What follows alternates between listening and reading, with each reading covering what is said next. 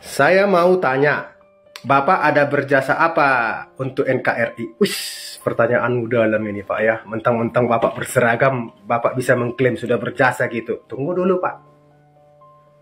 Jumlah Bapak di negara ini hanya 500.000, kurang lebih. Penduduk Indonesia jumlahnya 270 juta lebih. Bicara jasa Pak, lebih banyak jasa rakyat sipil Pak untuk negara ini. Itu ucapanku Pak, Bapak dengar baik-baik. Jasa kami membayar pajak untuk membayar orang-orang Bapak. Untuk membuat orang-orang Bapak sejahtera itu dari pajak kami Pak. Itu jasa pertama Pak. Dari masyarakat 270 juta lebih penduduk Indonesia, kami tiap bulan dipungut pajak. Pajak apapun. Itu Pak. Yang kedua jasa kami Pak, tidak membuat onar. Itu sudah jasa Pak. Sudah berjasa itu Pak. Jadi berjasa itu tidak harus menenteng senjata. Karena banyak orang menenteng senjata malah jadi arogan. Coba Bapak lihat fakta. Siapa yang paling menyakiti negara ini? Pejabat dan aparat.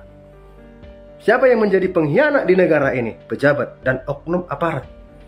Yang disumpah setia kepada NKRI, yang disumpah bekerja, tapi malah merusak negara ini. Apakah Bapak nggak diterima, dikritik? Ada apa dengan Bapak? Kalau Bapak bicara jasa, lebih banyak jasa kami Pak. Lebih banyak jasa kami Pak. Nggak harus menenteng senjata jasa kan Pak. Ya kan? Menjaga negara ini aja untuk tidak ricuh, untuk tentram, damai, jasa Pak. Jasa Pak. 270 juta lebih penduduk Indonesia berjasa untuk negara ini. Berjasa semua Pak. Jangan bilang nggak berjasa Pak. Jangan bilang nggak berjasa. Supir angkot pun Pak berjasa untuk negara ini. Masuk gajinya ke Bapak, ke keluarga Bapak, ke institusi Bapak, ke pejabat-pejabat di negara ini. Supir angkot Pak. Buruh bangunan pun berjasa Pak. TKW pun berjasa Pak. Sangat berjasa. Lebih besar jasa TKW Pak daripada Bapak. Pendapatan devisa negara dari TKW, TKI, triliun Pak. Triliun. Terus Bapak bicara jasa, gimana jasa Bapak untuk negara ini? Uang keluarnya untuk Bapak semua. Menggaji Bapak. Kami memberikan untuk negara. Negara memberikan untuk Bapak. Uang keluar kan ke Bapak. Kalau bicara jasa ya Pak ya. Jangan tanya jasa kepada kami Pak. Jangan tanya Pak. Halo Pak, Bapak Jenderal Listio. Gini Pak, aku mau menyampaikan keresahan dari ratusan juta orang yang pernah mengalaminya, bahkan sekarang mengalaminya.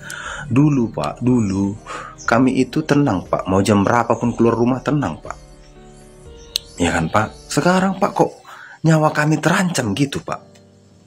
Ya Pak, padahal kami ada rumah. Rumah kami ini besar. Rumah kami ini besar. Memang rumah ini tempat perlindungan kami. Harusnya dulu rumah ini tempat perlindungan kami ini. Cuman udah agak rusak rumah ini Pak.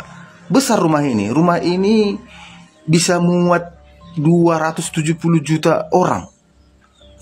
Kita sebutlah rumah ini namanya Polri. Tapi ini pondasinya ada yang rusak, ada yang udah busuk, ada yang udah hancur lah. Pilarnya juga, pintunya juga, kamar mandinya, pagarnya apalagi, ya kan? Baru plafonnya, atapnya banyak yang bocor. Jadi Pak, mungkin Bapak bisa memperbaiki itu kalau memilih orang yang kompeten untuk memperbaiki setiap kerusakan-kerusakan ini. Kan semua kan punya keahlian masing-masing ini Pak.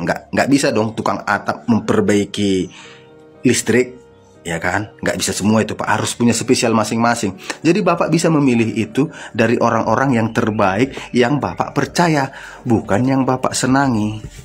Supaya orang yang 270 juta lebih ini bisa aman tinggal di dalam.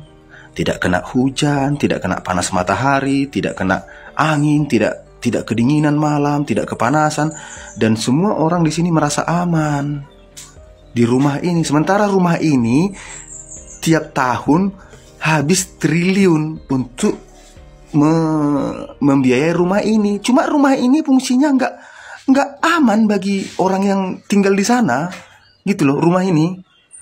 Jadi Bapak bisalah menjadi kepala proyek ya untuk memperbaiki rumah ini.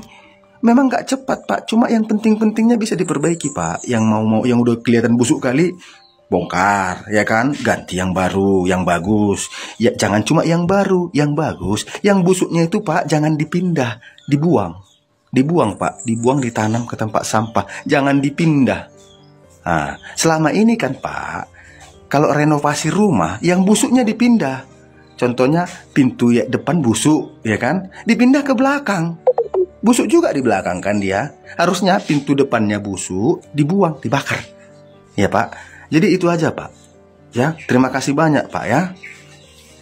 Polisi kita lagi banyak sibuk ngawal-ngawal. Salah satunya itu. Ngawal-ngawal menteri, ngawal-ngawal apa, ngawal-ngawal segala macam. Sehingga tugas tupoksi pada waktu reformasi pemisahan TNI dan Polri, kepengen polisi itu adalah untuk melindungi masyarakat, lupa. Gitu loh. Ya, itu betul. Ini harus kita kembalikan. Saya ingatkan kepada seluruh personil kepolisian. Saya cinta kepolisian. Karena saking cintanya saya dengan kepolisian, ya, saya membongkar kasus ya, suap menyuap narkoba di Polsek Menteng. Ya. Kenapa? Karena bobroknya, banyaknya personil kepolisian yang bermasalah dengan hukum, yang bermasalah dengan narkoba, yang menerima suap, yang merekayasa kasus, yang merekayasa perkara, ya, mengkriminalisasi aktivis, mengkriminalisasi masyarakat. Banyak contoh-contohnya. Teddy Minahasa, ya, menyisikan narkoba. Belum lagi di Polda, ada kabarnya di Polda Sumut menyisikan 12 kilo, hilang barang bukti 12 kilo saat ini. Dan pembunuhan ya masyarakat di KM 50 ya, polisinya bebas, tidak terbukti bersalah, sementara masyarakat meninggal 6 orang. Kami rakyat sangat keberatan atas ya, bobroknya mental ya oknum polisi. Kami cinta polisi, tapi bukan begini caranya. Namun kalau polisi tidak berubah, ya sekali lagi, kalau polisi tidak berubah, kami minta kepada Presiden ataupun MPR membuat TAP MPR untuk mengembalikan kepolisian di bawah naungan TNI, yaitu ABRI ataupun Mendagri. Jadi saya bertanya kepada rakyat Indonesia, apakah Anda setuju TNI dan Mendagri lebih tinggi dari kepolisian? Apakah Anda setuju kepolisian di bawah Mendagri atau TNI? Berikan komentar Anda agar kepolisian kita berubah untuk keamanan rakyat Indonesia, untuk ketenangan rakyat Indonesia. Saat ini rakyat sudah gundah, rakyat sudah kecewa dengan institusi kepolisian. Saatnya berubah. Kami mencintai institusi kepolisian. Jangan anti kritik. Kalau mau maju polisi, jangan anti kritik. Karena orang yang anti kritik tidak akan mau berubah. Karena Anda adalah digaji rakyat Indonesia. Senjata Anda, peluru, dinas Anda, dan kebutuhan keluarga Anda, itu adalah uang rakyat. Karena itu Anda harus mau dikritik. Kalau Anda anti kritik, mundur dari kepolisian.